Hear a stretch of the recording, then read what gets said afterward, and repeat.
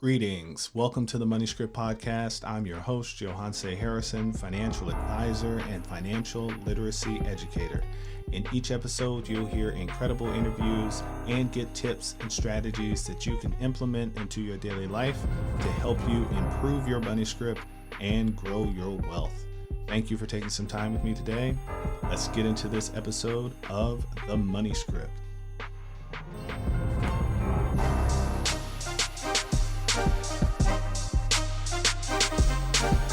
Welcome to the Money Script Podcast. Your host here, Yohance Harrison. So happy to be with you today for the premiere episode of the Money Script Podcast. So who is this podcast for?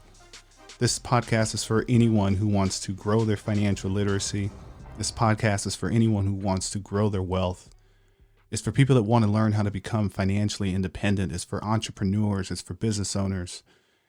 It's for people who want to do better and want to improve their finances. It's for the hustlers and the customers. We're here to help you break old habits and old paradigms and create a new money script. And this podcast is here for you. So I also want to hear from you. So please reach out to us. Let us know what your financial questions are, what you want to learn more about. You can reach us on Twitter and Instagram at the Money Script. Again, that's at THE Money, MONEY, Script, SCRIPT. And thank you for the follow. Thank you for your questions. And we look forward to hearing them on the show in the future. So why are we doing this? And it's quite simple. It's that we're here to help you bring new perspectives on basic financial principles that will help you grow your financial literacy. So the information is out there.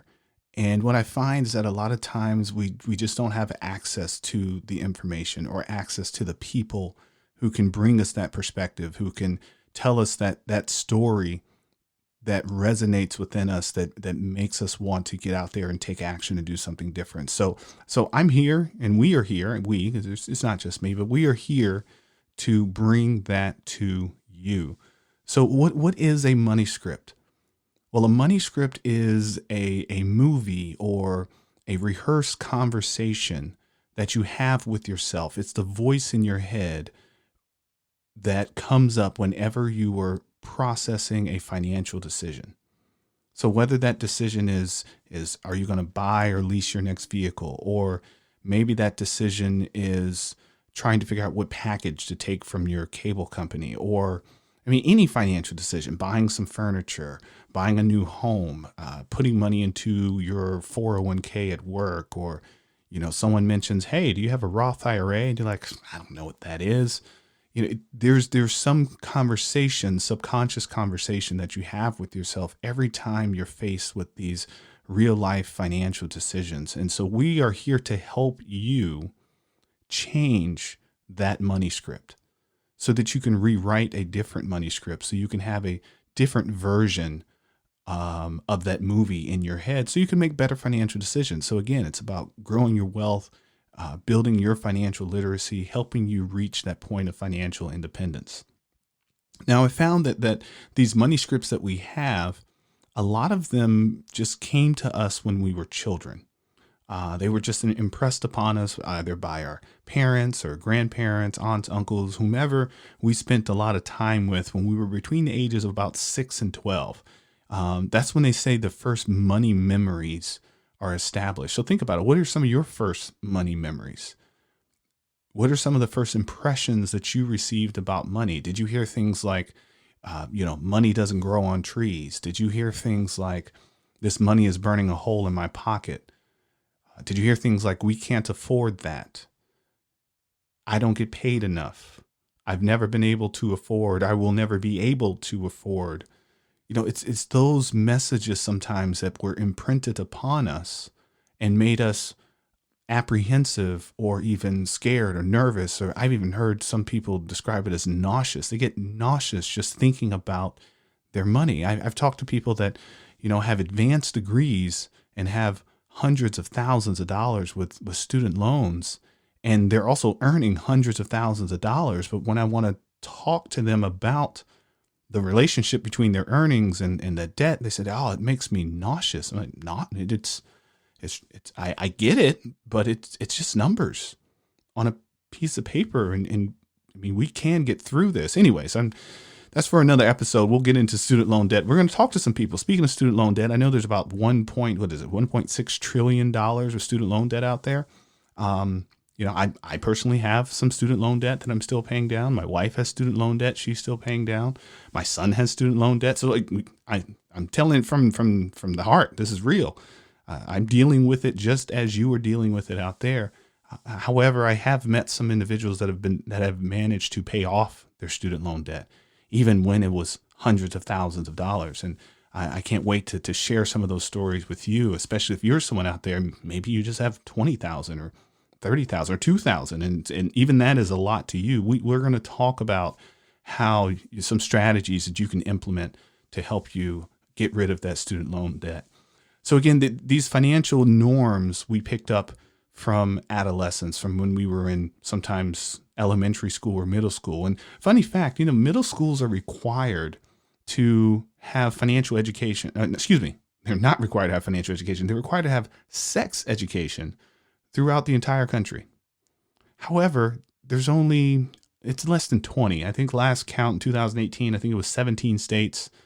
Maybe 2 more states came on last year, maybe 3. I think North Carolina was one of them. Shout out to North Carolina, making some bold moves in financial literacy.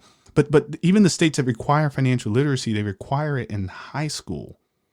And sex education is in middle school. But most of our impressions and thoughts and feelings as it relates to money are developed in middle school. So maybe that needs to change. And that's for a future episode as well. We're going to talk to some people that are leading in the front line on trying to help educate more of our children about financial literacy. But for those of you that are here with me, you're probably not 6 to 12 years old. If you are, thanks for joining us. Hopefully this is making an impression on you.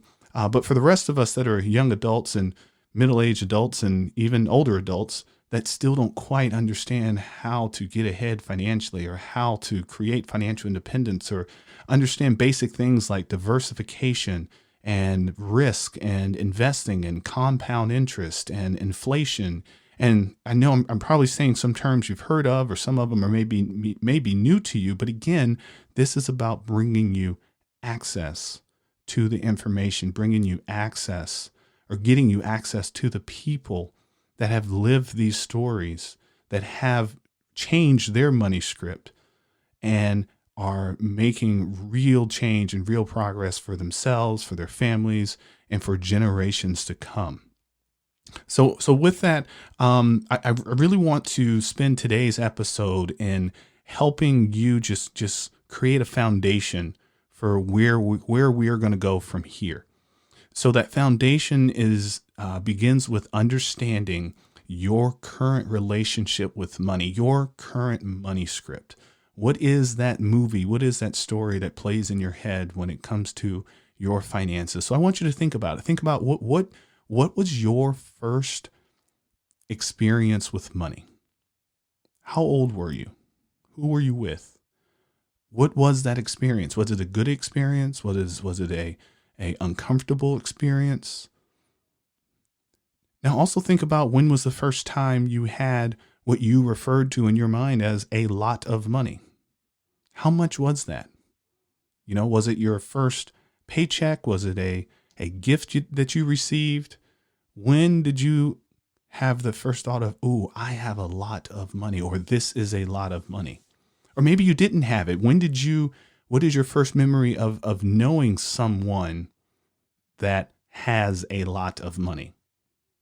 Sometimes that was a relative, or maybe it was a neighbor or a friend's parent, and you looked at them like, "Oh, wow, they have a lot of money." But what was it that made you think that they had a lot of money? Was it that they had a big house?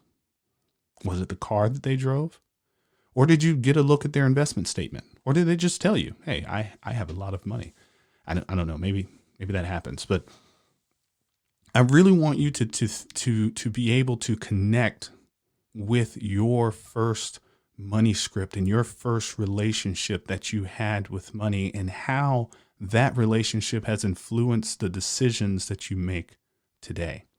Because we are products of habit, and those habits are sometimes get ingrained within us, and we a lot of times we get trapped and don't know how to break out of that. So again, that is why I want you to have the information. I want you to have access to the people and to the stories and to the financial education so that you, again, can reach that point of financial independence. Now, I've said this term financial independence several times. I want to just kind of break down what that is, because financial independence is when you have enough capital, resources, assets, income from multiple sources, typically, that you don't have to work anymore.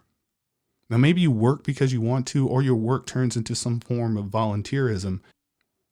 The point is, you work because you want to, not because you have to. And that's a different feeling. And I've seen dozens of people do this. It is possible. It can happen. And it can happen for all types of people. Now, if you were to gather up a bunch of people who are financially independent and survey them and ask, okay, how did you obtain your financial independence? And say it was just random. What you're going to find is most of them are going to say that they did it as owning a business or being an entrepreneur. And I'm sure some great names can come to mind, whether it's an Elon Musk or the owner of the Mavs. And some of those individuals, they will tell you that they were able to obtain financial independence from inventing something or starting a company. You'll also meet people who said they did it with investments, whether that was investments in the stock market or investments in real estate. What you won't hear as often, but it is possible, but you won't hear as often is I saved my money. And I know people who have saved their money and gained financial independence. And these individuals worked in nonprofits and were teachers, and some of them were even more professional, doctors and attorneys. But there's also people who have learned how to live on less than what they make and learn the power of saving, the power of diversification, the power of investing their money to be able to create an income that they can't outlive, which is just amazing. And we're going to hear from some of those people. We're going to hear from people that also didn't do it quite right. And I'm sure you've heard some of those stories. I mean, when you think of people that are financially independent, sometimes celebrities come to mind. Actors and artists and sports professionals.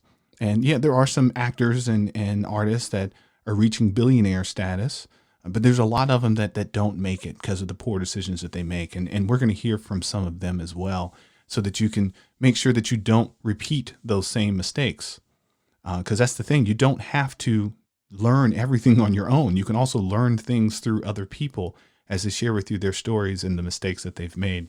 So like I said, we're going to hear from lots of different we're going to have lots of different interviews, hear from lots of different people, everything from local leaders to entrepreneurs, influencers, comedians, super moms and super dads, attorneys, CPAs, educators, actors. We all listen and learn differently. So I want to make sure that we have a flavor and a perspective for everyone out there so that you can rewrite your money script, so you can learn how to create financial independence in your lifetime.